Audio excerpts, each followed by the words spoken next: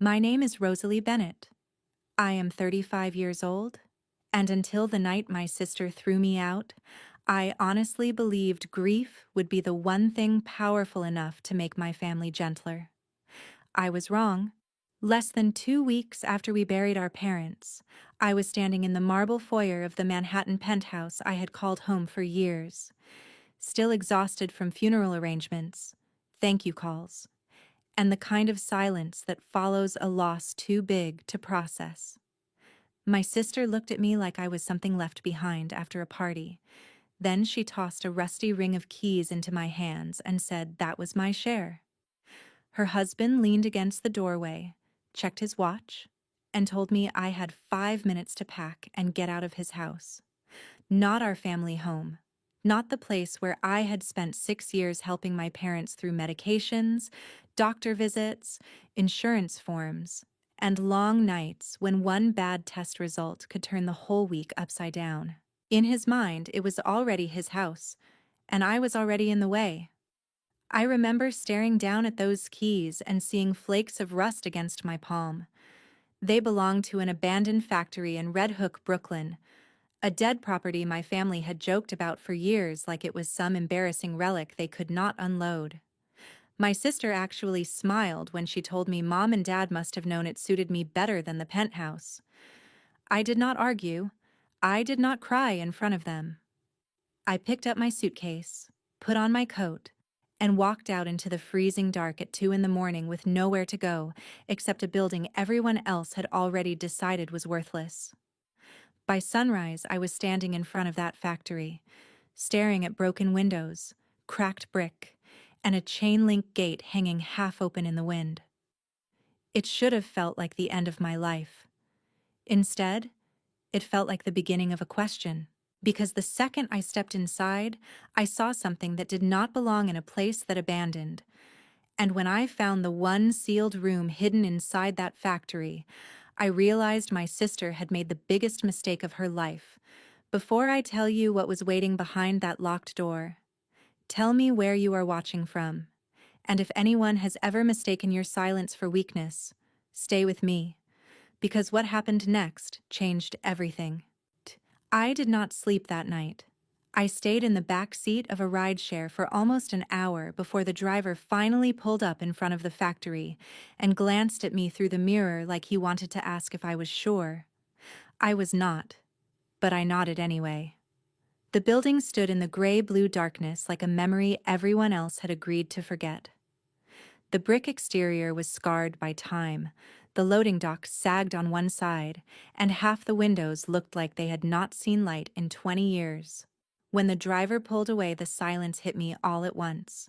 No doorman, no polished elevator, no city glow bouncing off glass towers.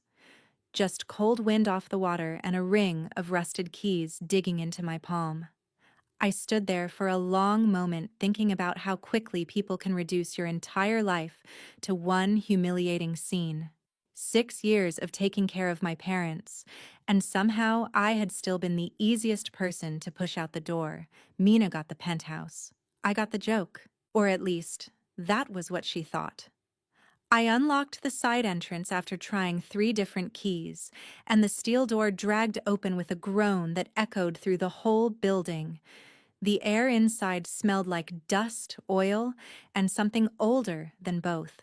My phone flashlight cut across abandoned work tables, overturned carts, and rows of metal shelving buried under layers of grime. At first glance, it looked exactly like the kind of property no sane person would fight over. But I do this for a living. I know the difference between something that is dead and something that has been left alone on purpose. Within minutes, little details started bothering me. A junction box near the wall had been replaced more recently than the rest of the electrical system. A narrow line of clean concrete ran along one corridor floor, as if something heavy had been moved not too long ago. Even stranger, one section of the upstairs office level felt warmer than the rest of the building. Not comfortable, not obvious, but different enough to make me stop walking. I spent the next hour checking everything I could without tools. The plumbing should have been completely shot, but one pipeline still held pressure. A maintenance panel in the hall had newer screws than the surrounding metal. Somebody had preserved part of this building while letting the rest rot around it. That was not neglect. That was design. By morning, pale winter light was slipping through the cracked windows, and I had made up my mind not to leave until I understood what I was standing in. I climbed to the old administrative floor and started opening every cabinet that had not rusted shut. Most of them held exactly what I expected: useless binders, broken ledgers, stained folders that crumbled at the edges. Then I found a long cylindrical document tube shoved behind a dented filing cabinet. The cap fought me for a full minute before I got it loose. Inside were rolled engineering plans, yellowed with age but still dry, still protected. My father's handwriting was all over them. I knew it instantly. He had a precise, narrow script that always leaned slightly to the right, and he used to mark important details with a small double underline instead of a circle. There were notes all over the plans, measurements, arrows, and a few coded marks I recognized from old site visits I had gone on with him years ago. My father had never wasted ink. If he wrote on something, it mattered. I spread the pages across an old desk and followed the markings room by room until one notation stopped me cold.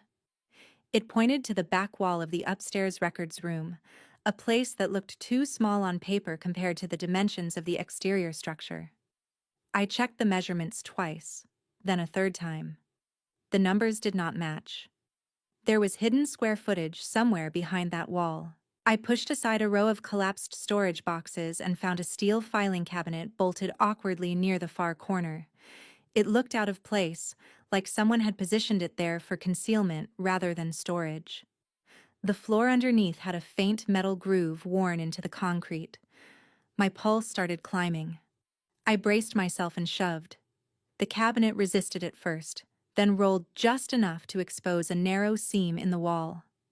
It was not a wall at all. It was a concealed door, industrial grade, painted to disappear. To the right of it sat an old biometric scanner covered in dust.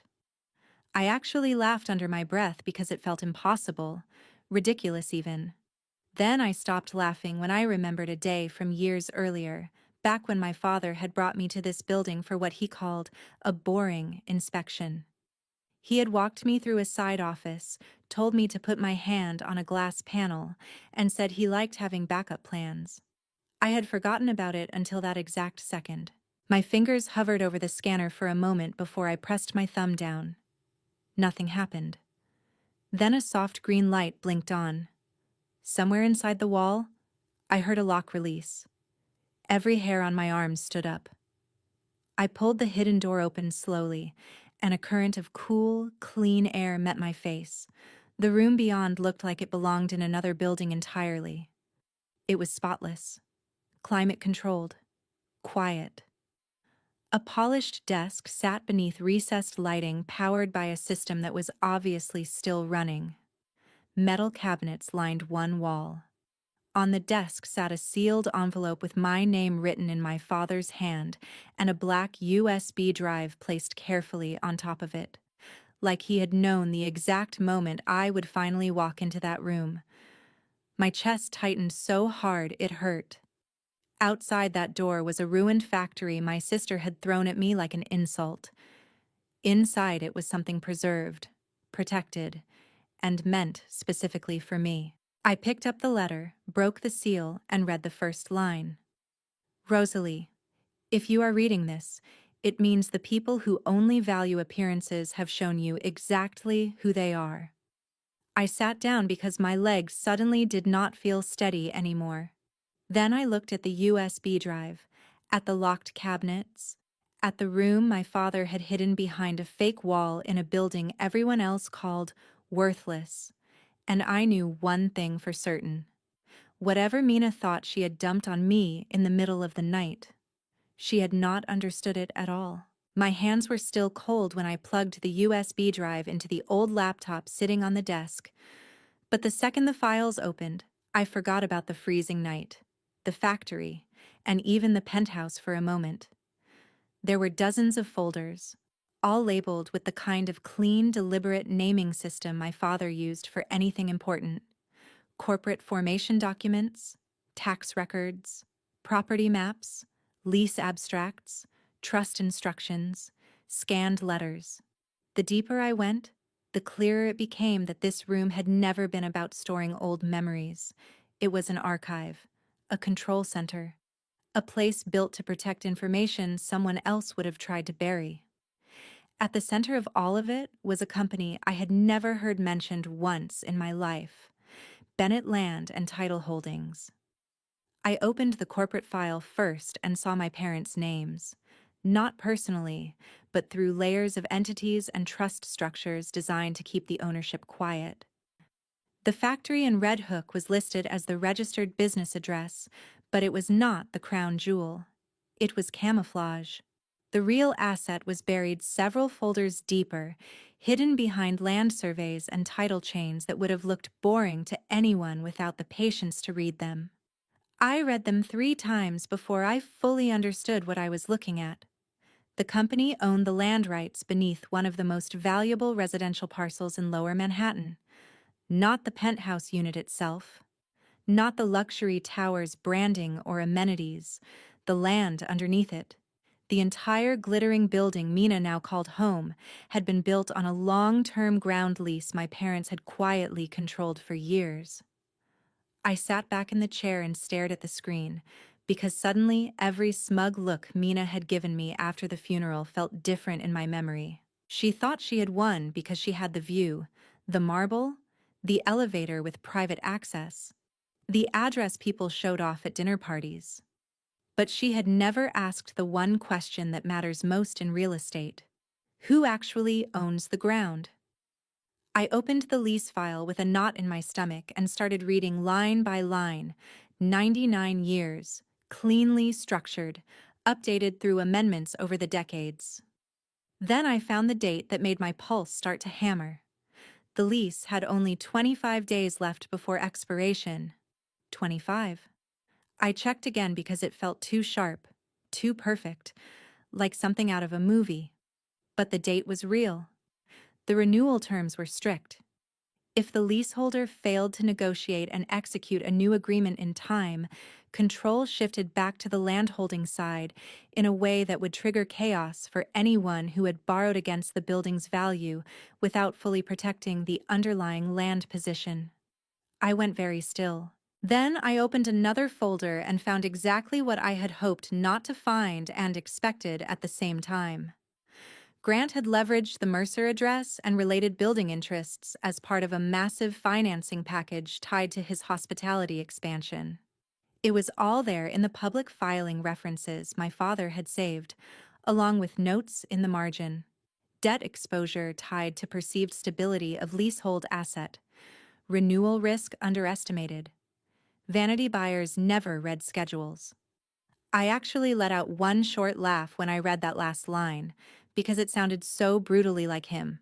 My father had known.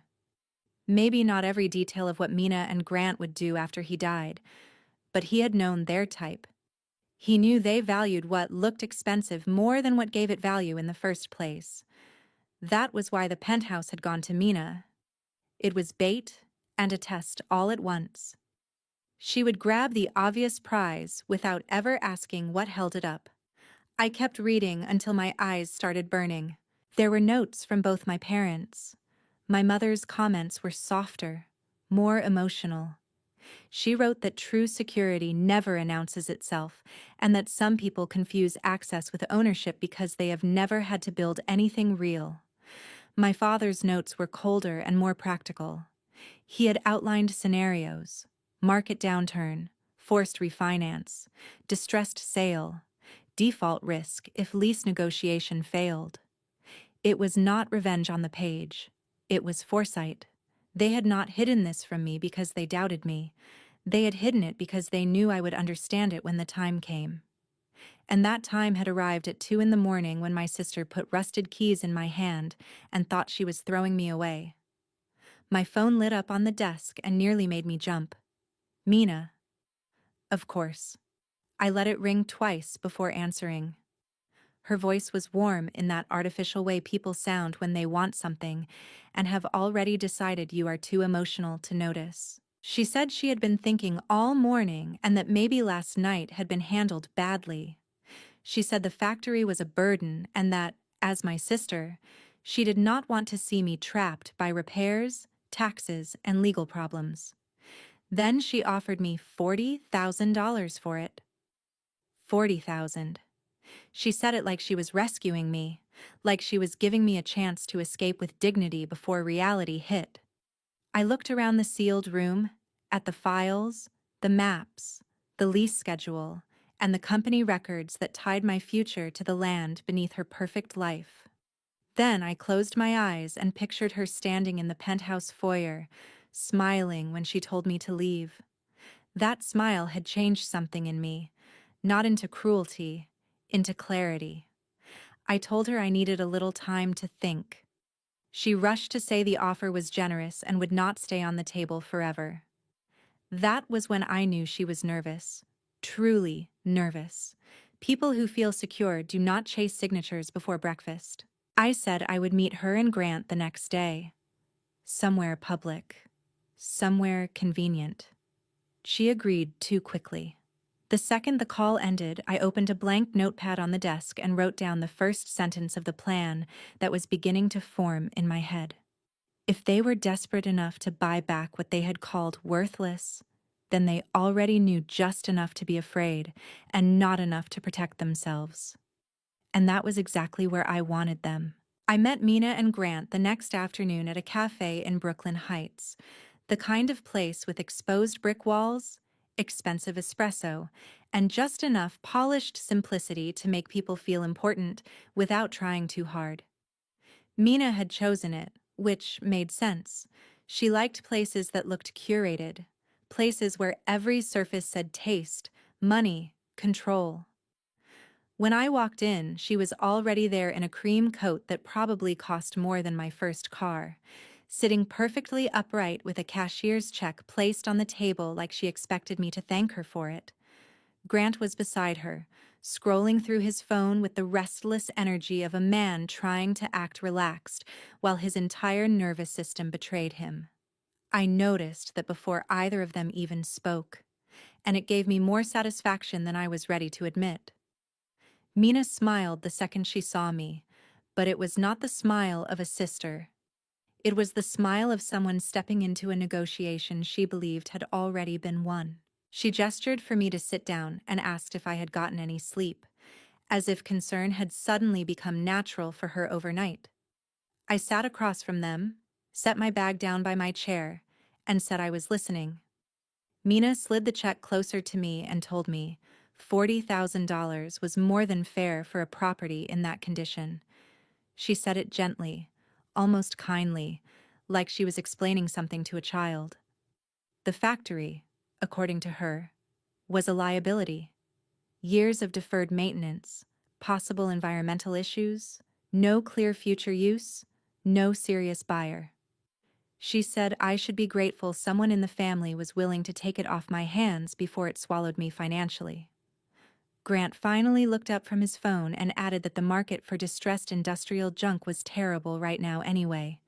He said junk a little too fast, and that word stayed in the air for a second longer than he meant it to. I looked down at the check but did not touch it. Then I looked at him. "That's interesting," I said. "You seem awfully tense for a man trying to buy junk." Mina's expression barely shifted, but Grant leaned back in his chair and crossed his arms, which told me everything. Mina recovered first. She said this was not about tension. It was about practicality. She reminded me that I did not have the capital to stabilize the property, litigate any hidden issues, or redevelop anything in Brooklyn. She even said our parents probably left it to me because they assumed I would sell it and move on with my life. That part almost made me laugh. My parents had known exactly who would move too quickly and who would stop to read the fine print. I asked Mina why. If the place was such a burden, she had called me before noon to make sure nobody else got there first. Her smile tightened. Grant stepped in before she could answer and said we were wasting time. Then he pulled out a folder and placed it on the table. Inside was a transfer agreement already prepared for my signature. Not a draft, not something to review with my attorney. A finished set of documents with tabs marked where I was supposed to sign. That was the moment their performance cracked. People who are confident in a deal do not rush the paperwork onto the table like a fire extinguisher. People who are scared do. Mina kept talking, but now I heard the strain underneath the softness. She said the offer would expire by the end of the day. She said they were trying to save me from months of legal complications. She said if I waited too long, city agencies might get involved and make the whole thing impossible to unload. Grant took a different approach. He leaned forward and lowered his voice, like he was offering me some private truth. He said there were zoning headaches tied to the area, and that if I became difficult, his attorneys could make my life extremely expensive very quickly. There it was. The kindness vanished, and the threat stepped into its place. I should have felt intimidated. Instead, I felt calm. The more they pushed, the clearer everything became. Mina was afraid of losing control. Grant was afraid of timing. And both of them were desperate to get that factory back before something much bigger landed on top of them. I picked up the check at last, looked at the number, then folded it once and set it back down. No, I said. Just that one word. Mina stared at me like she had not heard correctly. Grant's jaw flexed. I stood up, adjusted my coat, and told them if they wanted anything from me in the future, they could have their lawyer send it in writing. Grant rose halfway out of his chair and asked if I had any idea what I was doing. I looked straight at him and said, "A lot more than you think." Then I walked out. I had barely made it to the end of the block before my phone started buzzing. First an email from their lawyer, then another. Then a formal notice packed with dramatic language about property risk, nuisance exposure, and possible regulatory review. It was exactly what people like Mina and Grant did when charm failed. They swapped polished smiles for paper threats and assumed everyone else would panic on cue. But as I stood on that sidewalk with the wind coming off the East River and their messages piling up on my screen, I realized something important. They had stopped acting like owners. They were acting like people trying to outrun a deadline. And once I understood that, I knew I was no longer the one being chased out of the room. They were. By the time I got back to the factory, I had 7 new emails from Trevor Sloan, the attorney Mina and Grant used whenever they wanted to sound more powerful than they actually were. The first message was polished. The second was firmer. By the 7th, the mask had slipped. He was now using phrases like immediate exposure, code vulnerability, and potential municipal intervention, as if repeating legal language loudly enough could turn bluff into fact. I sat at the desk inside the sealed room and read every line twice, not because I was intimidated, but because people reveal a lot when they are rushing. Their threats were broad, dramatic, and carefully vague. That usually meant one thing. They were trying to force movement before I had time to verify anything. Unfortunately for them, verification happened to be my best skill. I called Ethan Calloway before noon. He had a dry voice, a sharp mind, and the rare gift of sounding calm even when he was dismantling someone's argument piece by piece. We had worked together before on a warehouse valuation dispute in Queens, and he trusted me enough not to waste time asking whether I was overreacting.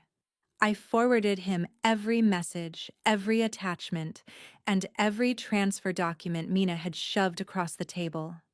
An hour later, he arrived at the factory in a navy overcoat, stood in the sealed room, looked around once and said my father had either been a genius or the most patient man in New York. I told him he was both. Then we got to work. Ethan went through Trevor's notices one paragraph at a time and started marking the weak spots.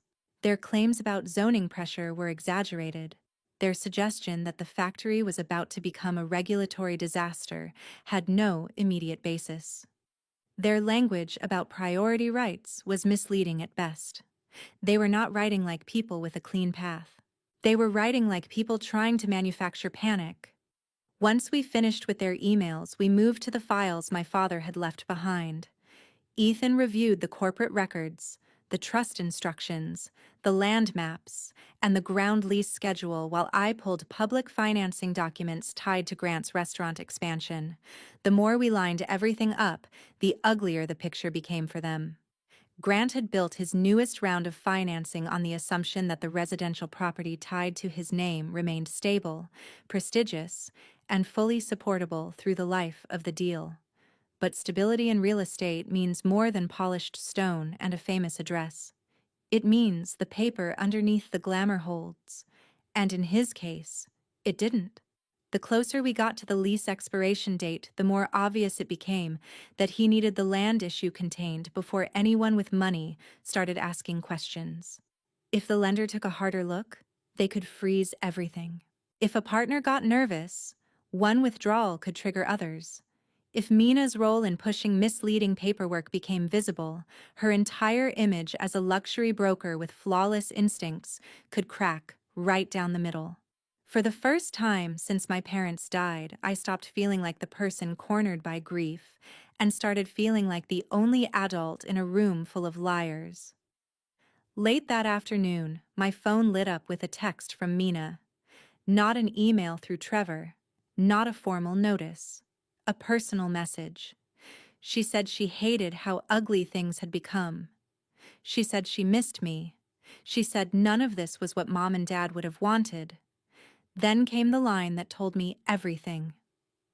Can we please meet alone and handle this like sisters? I stared at the screen so long the light dimmed.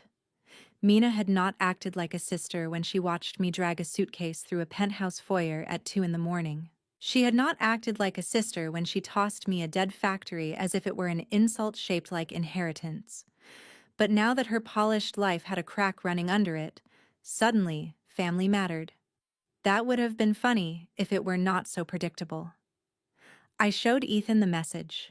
He read it, smiled once, and asked what I wanted to do. I told him the truth. I wanted them comfortable. I wanted them certain I was tired, emotionally overwhelmed, and ready to fold just to make the pressure stop. Ethan nodded like he had expected that answer. So I wrote Mina back carefully. I told her I was exhausted. I said I never wanted any of this. I admitted I was scared of legal bills and city problems and bad publicity. I said maybe she was right, and maybe this whole thing had become too much for me to carry alone. Then I told her if she and Grant were willing to withdraw the threats, I would consider signing the transfer and ending the dispute quietly. She responded in under a minute. Of course she did. Her relief practically came through the screen. She said she knew I would come to my senses. She said she was proud of me for choosing peace. I could almost hear the champagne uncorking in her head. An hour later, Trevor emailed Ethan with a completely different tone from before. Suddenly they were flexible. Suddenly they were collaborative. Suddenly everyone wanted a clean, fast resolution. That change in tone was all the proof I needed that fear had been driving every move they made. The next morning, Mina called and said they wanted to finalize everything at Trevor's office in Manhattan, somewhere private and professional, so there would be no more misunderstandings. I agreed immediately. Then she added one more detail in a voice that was trying too hard to sound casual.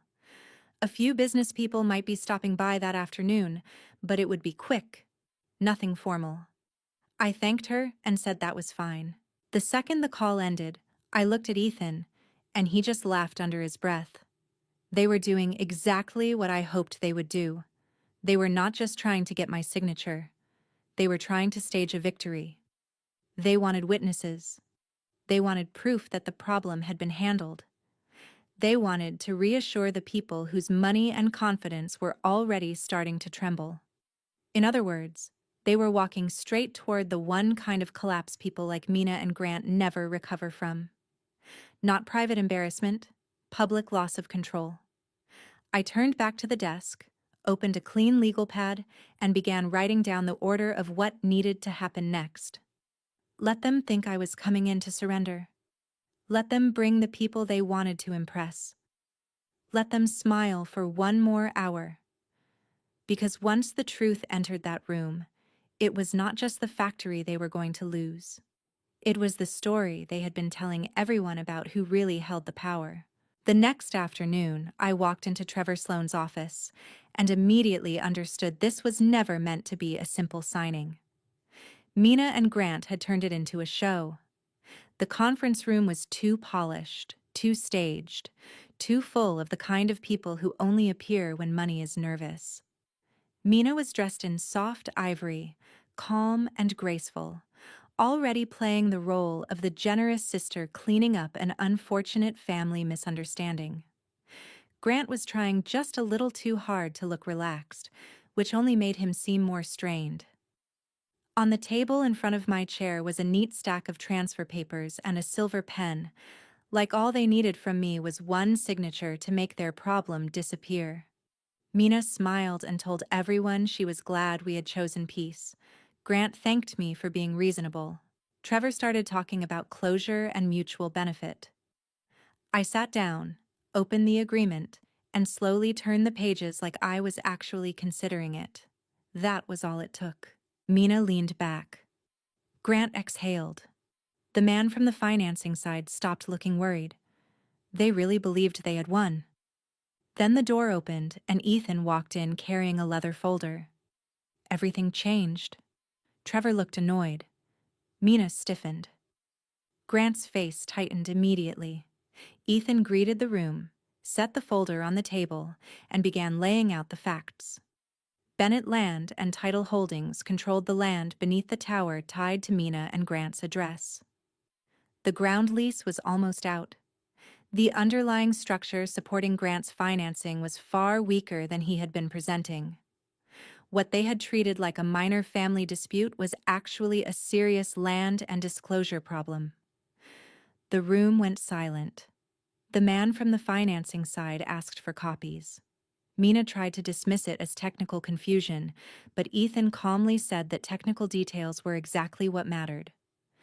Grant lost his temper and accused me of trying to ruin him. I looked at him and said I was not ruining anything. I was just refusing to save him from a mistake he made because he thought appearances were the same thing as ownership.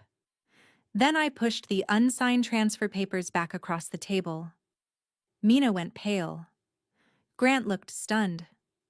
In one quiet motion, the entire story they had been trying to sell about control, power, and certainty fell apart right in front of the people they most wanted to impress.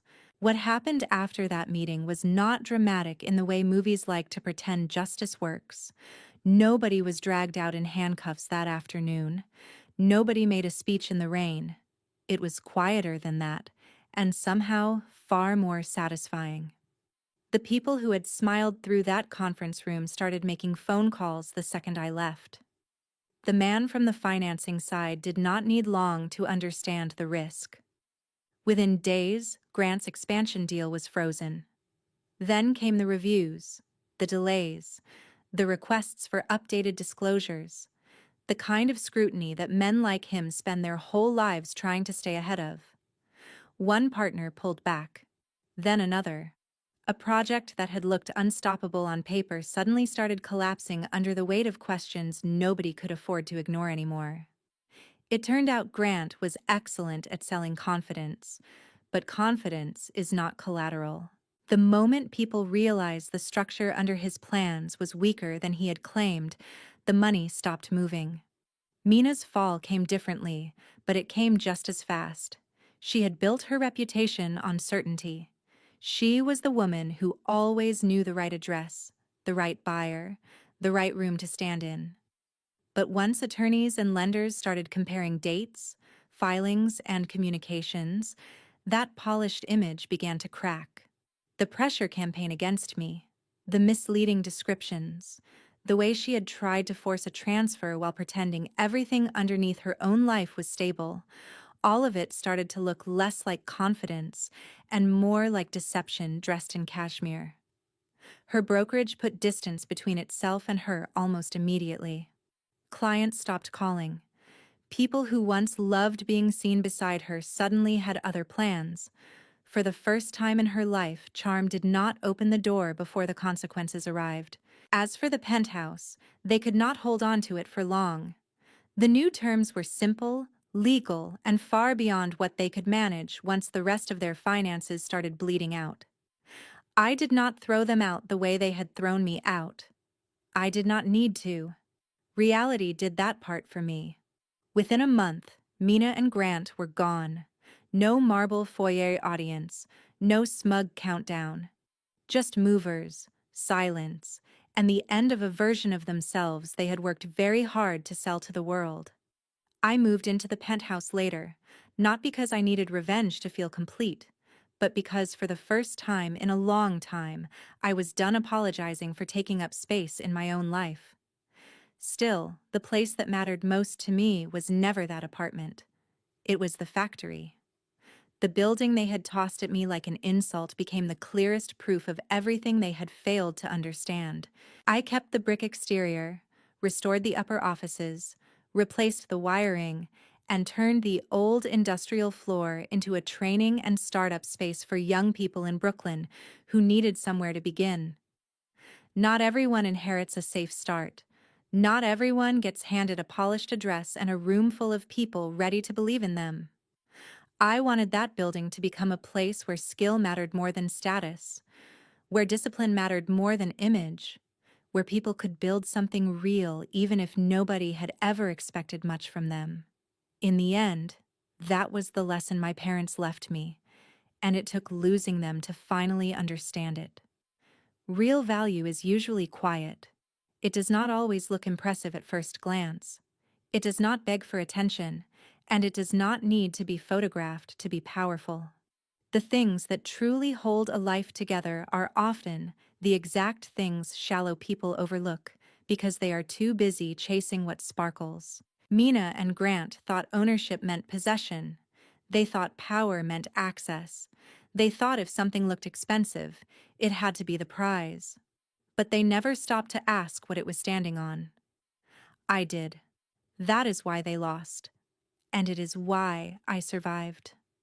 So if you have ever been underestimated because you were patient, because you were quiet, because your strengths were not obvious to people who only respect noise, remember this: the strongest part of any structure is rarely the part on display. And sooner or later, life has a way of revealing who built their future on something real and who only decorated the surface. At Revenge Argon, our team works hard to create stories that are engaging, meaningful, and emotionally impactful. We want to make it clear that this is a fictional story created to share thoughtful lessons, moral reflection, and educational value with our viewers. Rosalie handled the situation with intelligence, patience, and self-respect, instead of letting anger control her choices. She proved that quiet strength and clear thinking can be far more powerful than revenge driven by emotion. If you were in her position, would you have stayed calm and strategic like she did, or would you have handled it differently?